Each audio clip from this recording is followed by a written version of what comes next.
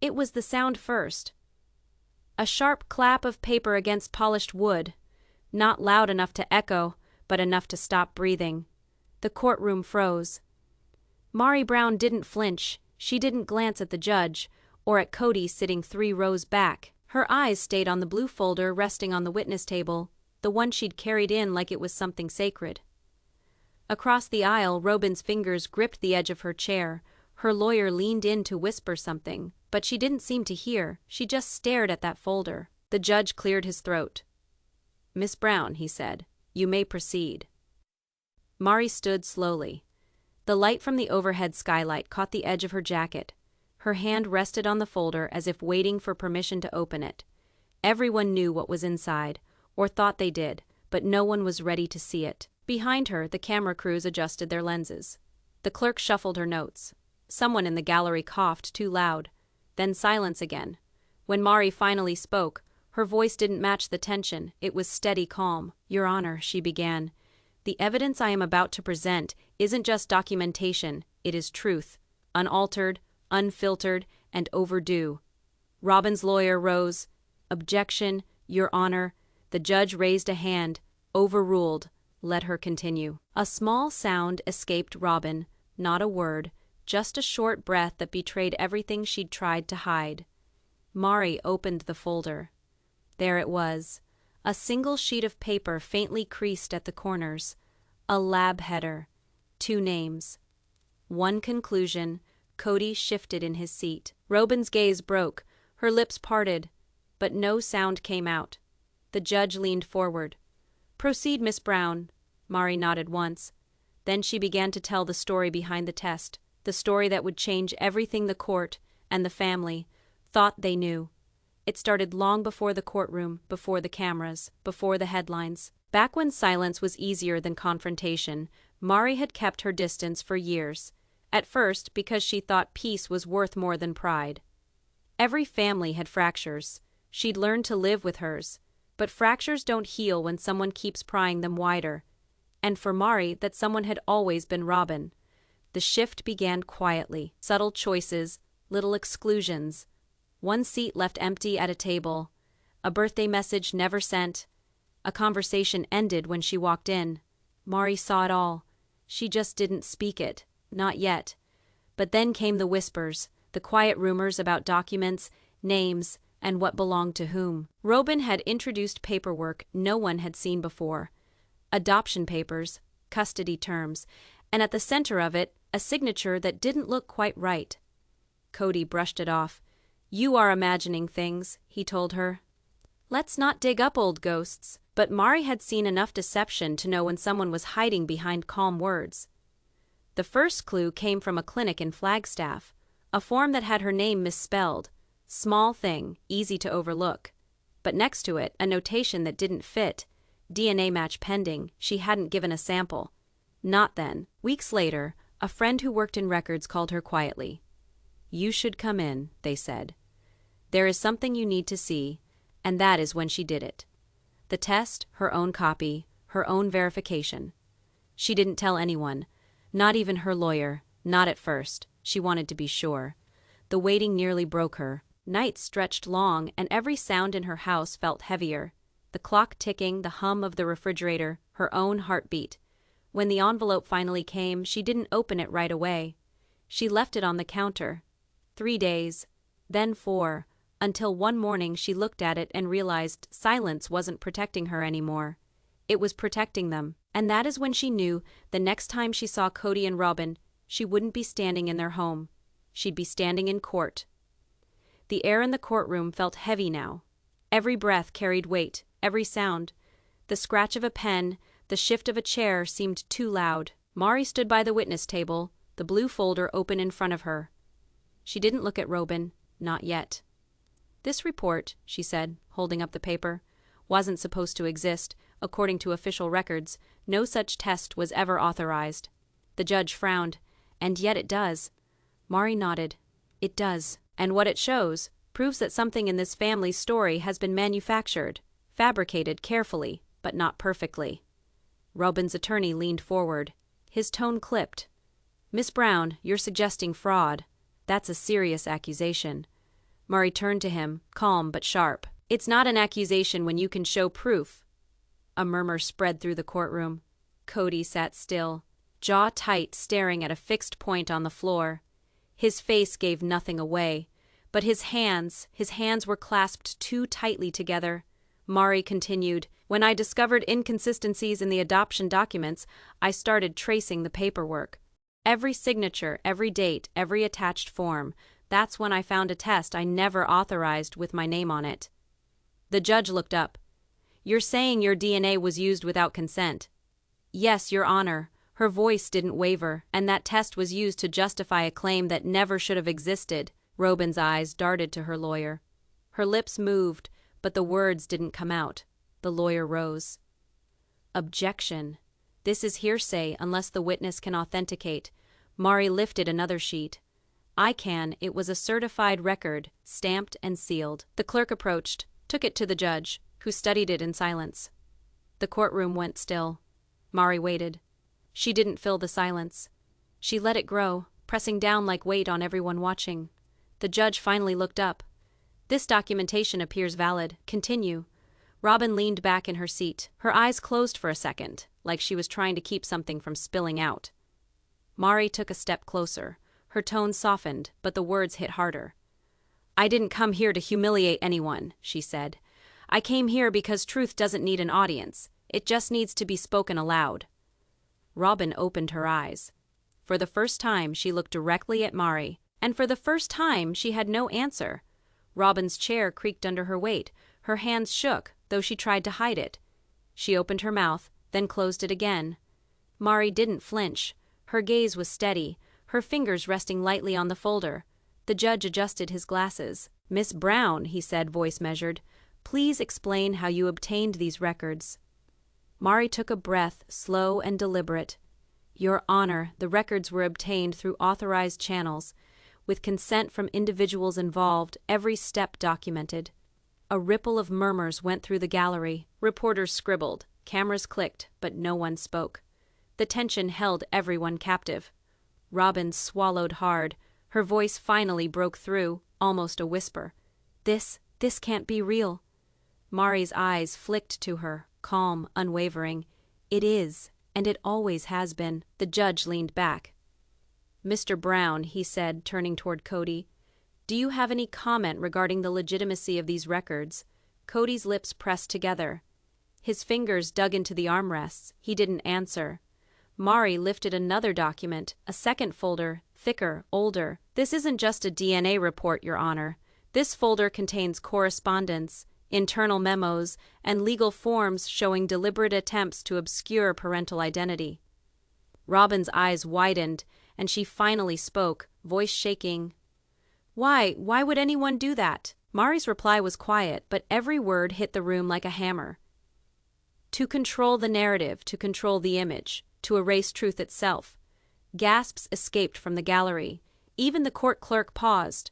The judge's brow furrowed, his pen tapping against the bench. "Miss Brown, are you saying this was intentional?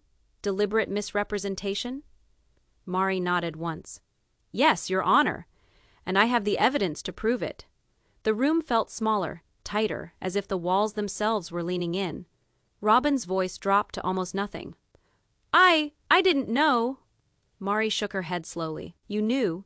Everyone knew. But no one said anything until now. The silence that followed wasn't quiet. It was heavy, living. Every eye in the courtroom was on Robyn, waiting for an answer she didn't have. And in that silence, Meri's truth was no longer a possibility. It was undeniable. Meri opened the folder carefully, the sound of paper rustling echoing like a drumbeat in the courtroom. She pulled out the DNA report, holding it high enough for everyone to see. "This," she said, voice steady, "confirms what no one has been willing to admit for years." Robyn's hands clenched in her lap. Her jaw tightened.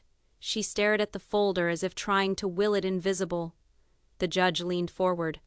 "Please state the findings, Miss Brown." Meri's eyes met his unwavering. The sample was taken from the child registered as Robyn's, but biologically. She paused, letting the words hang. "He is mine." A collective gasp swept through the courtroom. Reporters froze, pens suspended in midair. Even Kody, seated rigid, looked like he'd been punched in the chest. Robyn's lips parted. Nothing came out, her eyes went wide. Meri continued, deliberately slow, measured. 99.97% maternal match, verified independently. Certified by a federal accredited lab. The judge's brow knit together. And you have confirmed this beyond reasonable doubt. Meri nodded once. Yes, Your Honor. The child's identity was misrepresented for over a decade. A trembling voice from the gallery whispered, "No, this can't be." Robyn's attorney stood abruptly. "Objection. This is preposterous." Meri interrupted without raising her voice. "Objection noted, but the evidence does not lie." Robyn's eyes filled with tears. For the first time, she seemed vulnerable, speechless. Meri placed the folder on the bench straight. In front of the judge, her hands rested calmly on either side. "The truth," she said softly, "does not need defense. It does not need permission. It simply is." The courtroom was dead silent. Even the bailiff seemed to lean forward, straining to absorb what was unfolding. Every person in the room felt the weight of her words. Robyn's mouth opened again, but no sound came out. Her eyes flicked toward Kody, pleading for some explanation that didn't exist. The judge cleared his throat. "Miss Brown," he said, "this changes the scope of the case dramatically. We will need full verification, but the report seems legitimate." Meri did not bat an eyelid. She leaned back in her chair, letting the silence hang, letting Robyn know no words would suffice to take back what had come to light. And for the first time, Robyn had nothing to say. Robyn sat frozen. Her hands were trembling on her lap. She opened her mouth once, then closed it. No words came. Meri didn't look at her. She allowed the silence to swell, each heartbeat echoing in the tense courtroom. Every eye was on Robyn now, expecting a defense she could no longer articulate. Meri reached into the folder again, pulling out a stack of letters, memos, and legal forms. "They said this would protect the family brand," she said, voice quiet but cutting. "They called it stability. They called it image. They called it truth carefully edited for public consumption." The judge leaned forward. "Miss Brown, are you alleging deliberate deception within the family?" "Yes, Your Honor." Meri's voice was steady, unwavering, deliberate, systematic for years. Kody's hands clenched the armrests so tightly, his knuckles turned white. Robyn finally looked at him, her lips moved, barely audible. "But I didn't," Meri cut in, gentle but merciless. "You did. You may not have signed every document personally, but you allowed the story to exist. You participated in its enforcement, and the evidence proves it." The gallery was leaning forward now, as if drawn in by the gravity of the moment. Reporters were scribbling furiously, cameras clicking. Yet the room held its breath. Meri pulled out another sheet, a faded envelope. She placed it in front of the judge. "This contains a letter I wrote years ago," she explained. "Never sent because no one wanted the truth. But it confirms every suspicion, every discrepancy in identity, every deliberate omission from official records." Robyn's eyes widened, her face draining of color. Why now?" she whispered. Meri didn't flinch. "Because the truth waits for no one, because silence cannot hold forever. And because justice does not require your permission." The judge took the letter, flipping through the pages slowly. Every word, every date, every annotation pointed toward the same conclusion: deception orchestrated, carefully hidden, but now fully exposed. The courtroom seemed to shift, as if the walls themselves were leaning in to hear the truth. Kody's chest heaved. Robyn's hands clutched her chair. No one moved. Nobody whispered. The silence was alive, suffocating, as Meri's evidence left everyone grasping for answers that didn't exist. And Robyn, for the first time in her life, had no answer. The judge's hand hovered above his gavel. His brow furrowed, eyes scanning the room as if he was trying to absorb each and every ripple of tension at once. The gallery held its collective breath. Meri's calm presence at the bench seemed to anchor the room. A quiet storm at the center of chaos. Robyn's hands were fidgeting in her lap, fingers twisting in anxious knots. She opened her mouth again, trying to force words, but the sound caught in her throat. The DNA report, the letters, the memos, they were all damning. There was no softening their impact, no gentle way to redirect the truth. Kody shifted in his seat, jaw clenched so tightly it looked like he might shatter his own teeth. He whispered something to his attorney, but Meri's eyes caught the movement. Her gaze was still steady, unbroken. She did not need to look at him directly. The evidence spoke for itself. Finally, the judge spoke, his voice low but resonant. "Miss Brown," he said, pushing the letter slightly toward him. "This submission is substantial. It appears to contradict previous statements and documents submitted in this court. Do you confirm that all of this is authentic?" Meri's voice, soft yet commanding, cut through the heavy silence. "Yes, Your Honor. Every page, every memo, every letter has been verified to the best of my ability. Nothing is fabricated, nothing is altered." A quiet gasp slipped from the back of the courtroom. Reporters scribbled furiously, some cameras clicking, but all were silent witnesses to the tension that gripped the room. Robyn's hands covered her mouth now, but it did nothing to hide the shock etched across her face. She looked to Kody, her eyes wide and pleading for reassurance that would not come. The judge leaned back, rubbing the bridge of his nose. "This is unprecedented," he murmured. He raised his hand, then let it fall slowly. "We will recess briefly to review this evidence and allow all parties to collect themselves. Court will reconvene in 10 minutes. The room shifted, people rising slightly, murmurs rippling through the gallery, but the air remained thick. No one wanted to move too quickly. No one wanted to break the fragile, electric silence that hung like a taut wire. Meri remained seated, hands resting lightly on the folders. Her calm didn't falter. Her eyes swept the courtroom, briefly catching Robyn's in a steady, unyielding stare. For the first time, Robyn couldn't look away, couldn't pretend, couldn't hide behind denial or disbelief. The truth had arrived, tangible and undeniable, resting on the desk between them all. Kody sat frozen, his fists pressed tightly to his thighs. He looked at Meri, then at the judge, then back at Robyn, eyes wide with panic, a man suddenly realizing the full weight of what he had enabled. No excuse could erase the evidence. No argument could reverse the files Meri had laid bare.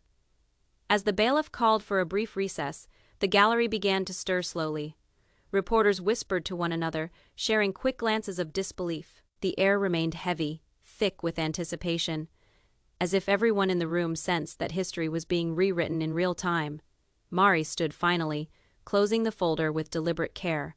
Her movements were precise, calm, almost ceremonial. She didn't speak, she didn't need to.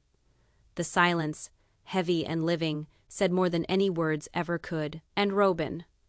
Robyn had no answer. The bailiff's voice echoed softly in the courtroom, announcing the 10-minute recess. People stirred, shifting in their seats, but the energy in the room remained taut, almost palpable, like a wire stretched to its breaking point. No one moved too quickly. No one wanted to disturb the fragile tension Meri had created. Robyn sat frozen, her hands still gripping the edge of her chair. Her mind raced, but her body refused to respond. The letters, the DNA report, the memos, all of it pressed down on her like a weight she could not lift. Her voice had fled. She had no words. Every excuse, every rationalization she had rehearsed for months, years even, had dissolved under the quiet authority of Meri's evidence.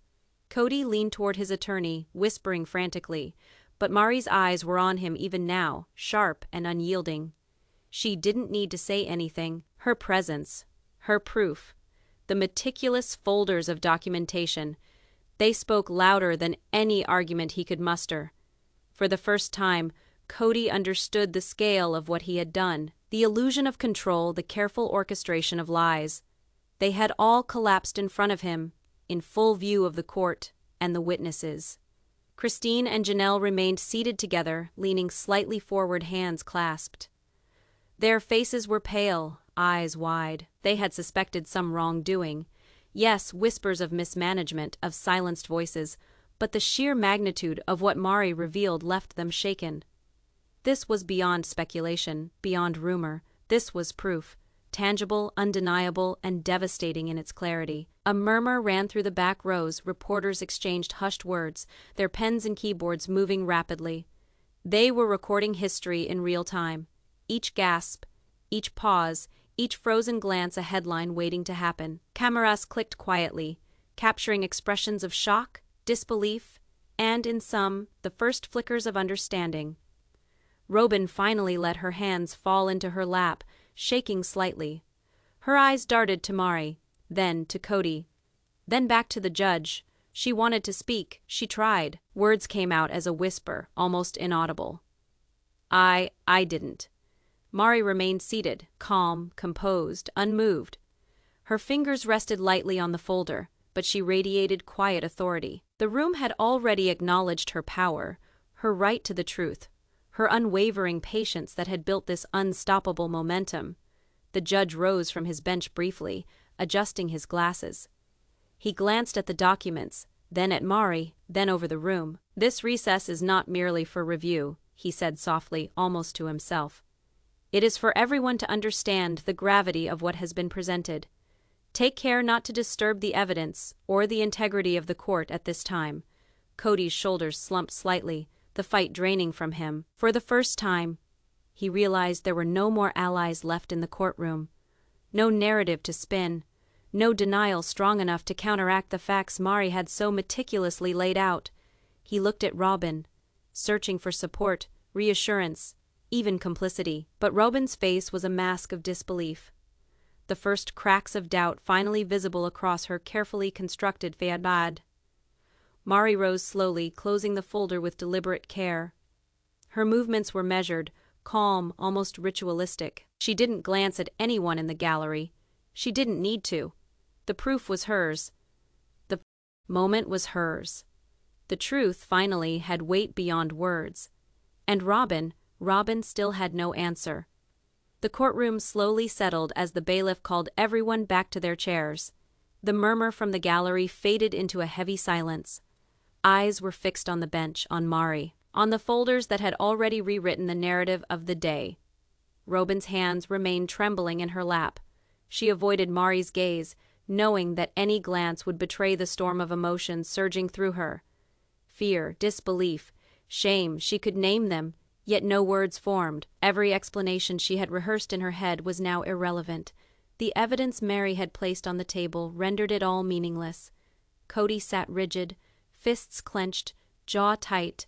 The initial shock had begun to fade, replaced by the raw awareness of accountability. He had engineered lies, concealed truth, manipulated documents, and Meri had dismantled it piece by piece. Now every movement, every hesitation, every glance in the courtroom carried the weight of confession. The judge adjusted his glasses, shuffling the papers before him. He paused, taking a deliberate breath, as if to steel himself for the storm about to unfold. "This court," he said, voice steady but heavy, "will now continue with testimony and the presentation of evidence as submitted by Miss Meri Brown." Meri's hand rested lightly on the top folder. She slid it forward with the slow, deliberate precision of someone who knew exactly how every second mattered. Every breath, every blink. Every eye in the courtroom followed the movement. Every breath held in anticipation of what would emerge next. Robyn's jaw tightened, her knuckles white as she gripped her chair. Her lips parted slightly, attempting words, but none came. The room was suffused with tension, thick and almost tangible, wrapping around every person present like a living thing. Christine leaned closer to Janelle, whispering under her breath, This is beyond what we imagined." Janelle's eyes remained locked on Meri. "She's not just presenting evidence," Janelle replied softly. "She's orchestrating every reaction, every pause, every revelation. It's surgical." Kody, sensing the shift, turned to his attorney. But Meri's gaze swept the room, catching even the faintest attempt at subterfuge. He froze. Realizing this was no longer a courtroom. It was a stage, and Meri was the conductor, orchestrating a symphony of truth that would leave no corner untouched. Meri's voice, calm but carrying an edge that sliced through the silence, finally spoke. "Your Honor, I'd like to present additional documents that verify the chronology and authenticity of the claims I have previously submitted." She paused, allowing the weight of her words to settle across the room. Each document, each page, each line reinforced the narrative that had already begun to crumble Robyn's carefully maintained world. The judge nodded slowly, lifting the first document. "Proceed, Miss Brown," he said, "and please make sure all parties understand this is being entered into the official record." Meri opened the folder deliberately. Her hands were steady, her eyes unflinching. This first set, she began, her voice precise, details financial transactions and signed statements that were withheld from court and improperly represented by Mr. Kody Brown and Miss Robyn Brown over the last decade. Her words landed like hammers, precise and unyielding. The courtroom collectively inhaled, knowing that what came next would unravel the very fabric of previously accepted claims. Robyn's eyes widened. She mouthed something, but no sound came. Kody shifted uncomfortably, glancing at the judge, the gallery, Meri, as if hoping for some reprieve that would not come. The room was on the edge of collective revelation. Meri's gaze swept the courtroom one last time before she began revealing page after page, proof after proof. Every file, every piece of evidence was a calculated step forward. Every detail compounded the pressure, each revelation leaving Robyn more speechless, more exposed and more powerless, and still Meri remained calm, controlled. Commanding the courtroom without raising her voice, every eye followed her. Every heartbeat in the room synced with the weight of the truth she carried. Robyn still had no answer. Robyn's hands rested stiffly in her lap, trembling ever so slightly. She wanted to speak. She wished to explain herself, but Meri's evidence had conspired against words forming even in her brain. Each document, each signature, each notation carried with it the weight of undeniable truth. Her elaborately contrived epithet of control was cracking, splintering in real time. Kody, seated beside her, had paled, his chest heaved, fingers closing into fists that dug impressions into his knees. He knew he could no longer manipulate the narrative. The evidence had stripped him bare, exposing every omission, every misrepresentation, every calculated deceit. He bent toward his attorney, whispering, rapidly, hoping for some strategy to stem the tide of truth. Even the attorney's calm assurance could do little to mask the gravity of the documents Meri had presented. The judge, eyes on the papers in front of him, adjusted his glasses. He looked over at Robyn, then at Kody, then at Meri, and back again. "This court," he said slowly, deliberately, "acknowledges the submission of verifiable evidence. Each document has been cross-checked and verified. The integrity of these records is unquestionable." The room fell silent, thick and suffocating. Even the bailiff remained mute, waiting for the next move. Meri remained composed, hands resting lightly on the folder before her. She didn't need to raise her voice. The court was already listening. The audience, the reporters, the family members all leaned forward instinctively, drawn into the gravity of each detail. Christine bent toward Janelle, whispering, "I've never seen anyone present evidence like this before. She is controlling the room without even moving." Janelle's gaze remained fixed on Meri. "She is not just presenting facts," she replied.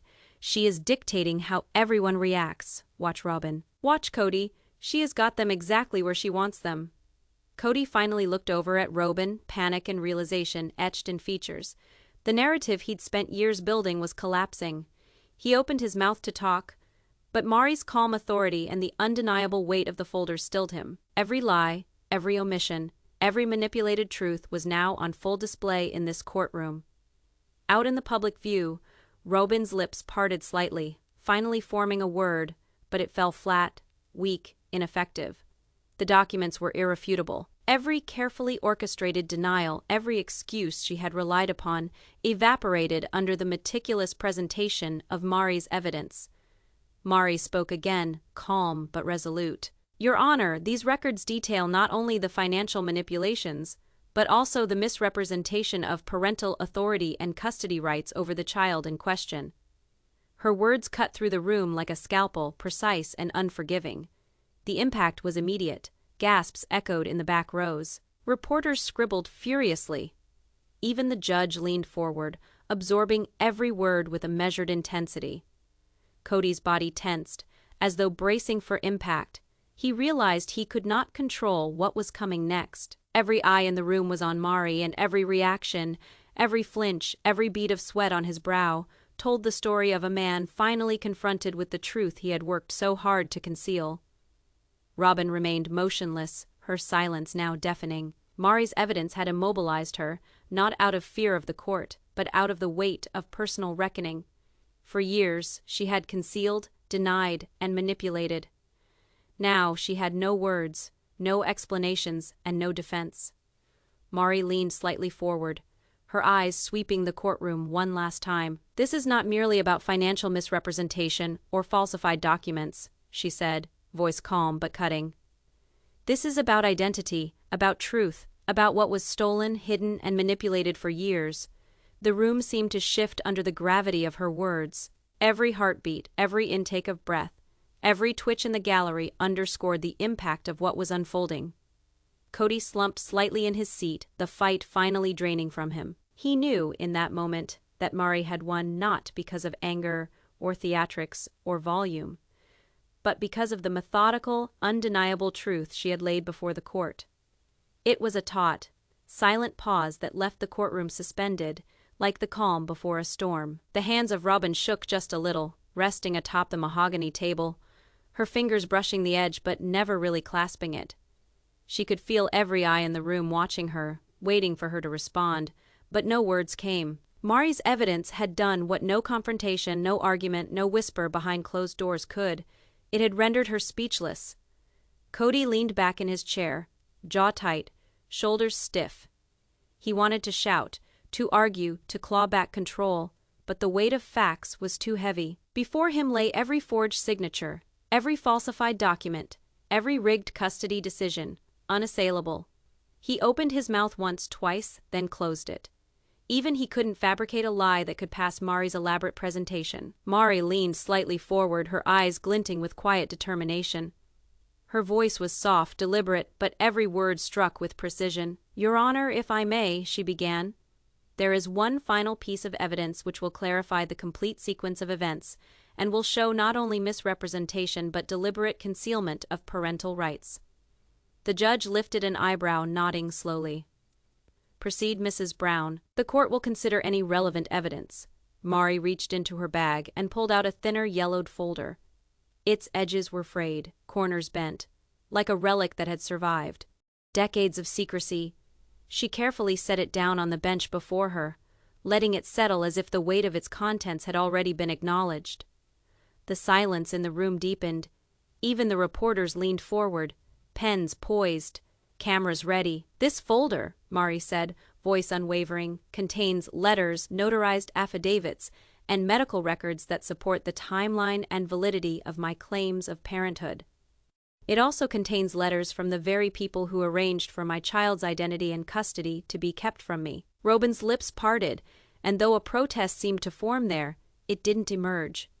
Kody's eyes darted toward the folder, a flicker of panic passing across his features. In that moment, he understood fully that Meri had gathered everything together, the legal, the personal, the undeniable facts, and there was no escaping it. The judge picked up the folder, flipping carefully through the pages. Every document was read with deliberate care, every signature was scrutinized. He'd stop sometimes, furrowing his brow, pursing his lips. It was as if the room held its breath. Even the hum of fluorescent lights seemed quieter. Meri kept her composure, her hands laid lightly atop the folder. She need not have said more.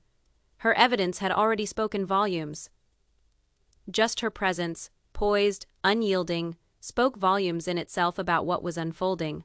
Then she spoke again. "This final piece," she said, her voice cutting cleanly through the tension, "contains the deliberate transfer of parental authority without consent on my part, falsification of signature, and orchestration of documents with the intention to mislead the court and public alike. These are not allegations, these are verifiable facts." There was a collective gasp from the courtroom. Christine whispered something under her breath to Janelle, but that was lost in the sheer volume of stunned reactions. Even the bailiff straightened, as if the revelation had physically shifted the balance of the room. Kody's hands clenched into fists on the table. He leaned toward Robyn, desperate for guidance, but she couldn't meet his eyes. She was immobilized, caught in the unassailable truth laid bare by Meri's careful, methodical presentation. The judge looked up from the documents, adjusting his glasses. "Mrs. Brown," he said with deliberation, his voice steady but weighted, "this evidence confirms both the veracity of the DNA submissions and the deliberate misrepresentation of parental authority. This court must now address the implications." Meri leaned back, hands folded calmly in front of her. Finally, The weight of years of concealment, manipulation, and lies was fully exposed. The room seemed to vibrate with the tension of truth. Every gaze, each breath, and every heartbeat in the courtroom had been captured by that moment of revelation. Robyn's eyes flicked toward Meri, wide, uncomprehending, and then back to the judge. She had no words yet. She had nothing to counter the overwhelming, meticulously documented reality that Meri had brought forth. Kody swallowed hard, realizing that every excuse, every justification, every misdirection he'd relied upon for years had crumbled. Meri had triumphed, not through screaming, not through confrontation, not through theatrics, but through the unrelenting, precise power of evidence and poise. The room was suspended in silence, anticipation hanging thick as fog. Every eye remained fixed on Meri as if she were the axis upon which the entire courtroom now turned. And in that silence, one truth became undeniable: Robyn had no answer, and Kody could no longer evade the consequences of their actions. The silence in the courtroom stretched, thick and suffocating, until even the faintest shuffle of a shoe seemed loud. Robyn's face had gone pale, her eyes glassy, staring at the judge as if she hoped for some miracle that would erase the undeniable truth Meri had laid bare. But miracles were not forthcoming. Kody's hands still rested tensely on the table. He was trying to formulate anything, that could salvage his position. But the documents, the DNA, and Mari's methodical testimony left him trapped in a web of his own making. He opened his mouth once, and then closed it. The weight of accountability pressed down, and for the first time the veneer of control slipped completely. The judge tapped the bench lightly to draw attention back to the official proceedings. "With the new evidence presented," he said, his tone of voice remaining steady, yet carrying an unsaid gravity with it, "this court will have to consider not only the DNA confirmation alone, but also the implications on parental rights and possible document forgery." He paused, allowing the words to sink. Even in a legal world, a pause like this spoke volumes. The weight of it was felt in the room. Meri stayed seated, her hands clasped together over the table, exuding calmness and, at the same time, command. She did not flinch. Certainty exuded from every inch of her being. Her evidence had spoken. Now. It was time the courtroom reacted. Whispers started to rise from the gallery. Reporters exchanged hurried notes, cameras clicked, pens scribbled furiously. The audience were no longer passive.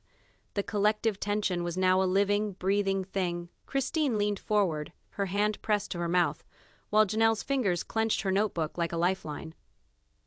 Robyn finally spoke, her voice trembling, high-pitched, almost a whisper. I don't understand," she stammered, her gaze flicking to Meri, then to Kody, then to the judge. The words held no conviction, only disbelief. For once the scripted family drama she had relied upon crumbled. Her gaze locked on Meri's, unwavering. "Your incredulity cannot erase what is documented," she said quietly, measured, deliberate. "You can speak, you can deny, you can protest, but the truth will not change." Kody finally found his voice, rough and defensive. "That's not fair," he barked, leaning forward, voice rising despite himself. "You're twisting the facts, Meri. You're exaggerating everything. Meri didn't say anything. Only her silence, calm and complete, cut him off in mid-sentence. The judge raised a hand. "Order in the court," he said, his tone sharp, commanding attention. "The court is cognizant of the gravity of these allegations. All proceedings, however, must be kept in order. The time for your response, Mr. Brown, will be when all evidence has been brought before the court." Kody sank back in his chair, his jaw tight, staring at Meri in panic and rage. Robyn's lips trembled. She shook her head, at a loss whether to cry or retreat into stunned silence. Meri straightened and continued, her voice firm and measured. "Your Honor, this evidence is more than documentation," she said, gesturing lightly toward the folders. "It represents years of concealment, manipulation, and denied parental rights. It includes DNA proof, notarized transfers, and correspondence that confirm deliberate interference with my child's identity and custody." The judge nodded slowly, turning the pages with much care. Every single document he scrutinized authenticated Meri's claims. The DNA test, the notarized letters, the surreptitious transfers, all fitted together in a mosaic that could not be denied. Even the bailiff had shifted slightly, a subtle acknowledgement of the weight of what was unfolding evident in his posture. The gallery murmured, full of astonishment it could hardly hold back. Reporters scribbled notes furiously, recognizing that history, or at least the public narrative, was being rewritten in real time. Finally, Robyn spoke again, softer this time, in fact almost inaudible. You can't prove that." Her voice faltered, trailing off into a trembling silence. Mari's eyes never left hers, as though the statement was inconsequential in the face of the mountain of proof. The judge cleared his throat, looking up. "Mrs. Brown," he said, turning toward Meri, "the court recognizes the completeness and credibility of your testimony. This will now be followed by an in-depth investigation into possible legal implications of parental rights and possible forgery of documents." Meri nodded serenely, almost meditatively. She let out a little exhale, one of those formed from years of pent-up restraint, finally released. The tension in the room was palpable, yet it no longer had any power to intimidate her. The truth had been spoken, and it stood unshakable. Kody's face twisted in frustration and disbelief. He spoke to Robyn in a low, frantic whisper, but she didn't know what to say anymore. Her story, so carefully sustained through the years, was unraveled in minutes by the strong, merciless thrust of proof. A silent look of understanding was exchanged between Christine and Janelle. They had seen the moment when the family's narrative fractured, when pretense and manipulation could no longer hold sway. Meri had recovered not only evidence, but also authority, clarity, and presence in a story from which she had long been absent. The courtroom remained tense, thick with anticipation hanging in the air. Everyone realized that the consequences of such a revelation would go further than this session alone. For far too long, the public, the family, the network were about to see a version of events that had been kept hidden. Meri turned to the judge, and then back to Robyn and Kody, calm, resolute. She did not gloat, she did not need to. The indisputable clarity of truth was her victory, and for the moment, it spoke louder than words. The courtroom had changed. It was no longer simply a hall for procedural decisions, but an arena of revelation, a crucible in which truth forged itself out of years of deceit. Robyn sat frozen, shoulders tight, her carefully constructed facade now broken beyond repair. Kody slumped forward, silent, the energy completely drained from him that had fueled his rage. Every excuse whispered, every calculated move was meaningless. In the face of Meri's calm, meticulous presentation, the judge leaned back, adjusted his glasses, and let out a long, slow breath. "This court recognizes the biological parentage of Meri Brown in relation to the child previously assigned to the Brown household," he said deliberately, every word weighed with significance. "The claim is supported by legal documentation, corroborating evidence, and proven DNA testing. Custodial and parental rights are to be formally amended to reflect these findings." Gasps echoed through the gallery. Reporters leaned forward, typing and filming, capturing the unfiltered reactions of a family that had long projected control and secrecy. Christine's hand reached trembling, for Janelle's, their solidarity unspoken but complete. Meri remained composed, though her eyes glistened, a single tear tracing down her cheek, a release for years of quiet endurance. Robyn tried to speak, but the words faltered. She lied," she whispered finally, without realizing the irony behind the accusation. Meri's gaze met hers, steady, unwavering. "No," Meri said softly, but firmly. The truth simply needed to be heard. Still silent, Kody slowly raised his head, his eyes meeting Meri's for the first time since the proceedings began. It was not a look of triumph or defiance, but one of coming to reality. For once he could not manipulate, could not evade. He had nothing left but to face the consequences. The judge continued, now addressing the court in general.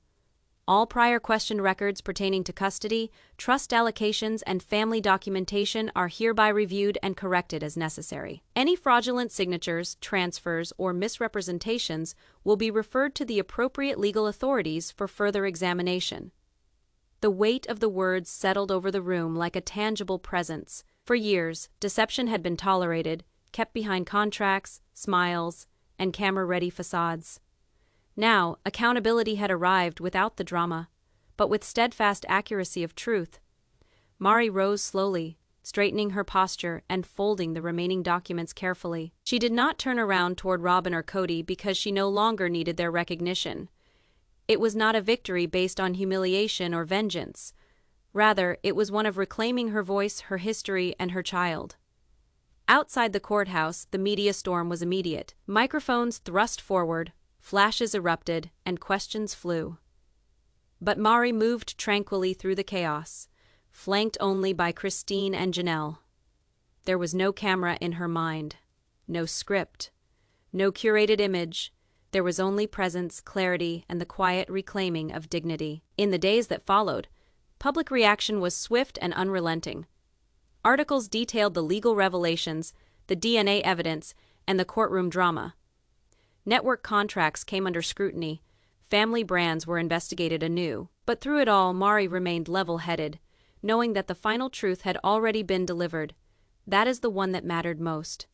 Confronted with undeniable evidence, Robyn and Kody retreated into a silence that no explanation could breach. The narrative so carefully managed was replaced by a reality they had ignored, manipulated, and tried to suppress for years. Meri, Christine, and Janelle walked away from the courthouse steps hand in hand, not in triumph, but in solidarity. They were not bound anymore, neither by the stories imposed on them, nor by the deceit that did try to define their lives. Instead, they carried the quiet strength of truth, the resilience born from years of endurance, and the knowledge that what had been hidden in shadows was now illuminated. And in that light, Meri's life, her child, and her voice found their rightful place. The silence of the courtroom had given way to clarity. Justice had been rebalanced by the weight of evidence, and the echoes of truth had firmly placed themselves where lies once reigned. No applause marked the end. No cameras could capture the depth of years lost or the full measure of emotional recovery. There was only the steady rhythm of walking, of breaths taken after a long hold, and the undeniable fact that Meri's story, her voice, her child, her truth, would never be silenced again. The last step down the courthouse stairs was quiet, measured, deliberate. For the first time in more than a decade, Meri Brown finally could move ahead unencumbered, acknowledged, and whole. And though the world watched, the victory belonged not to public opinion, but to the quiet, unyielding force of truth.